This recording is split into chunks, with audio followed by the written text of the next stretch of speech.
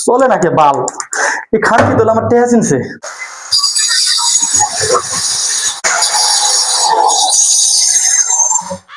কিরে গ্যান্ডিং চলে নাকি গ্যান্ডিং এ কি এলো তো ঠিকই আছে লাইনও তো ঠিক আছে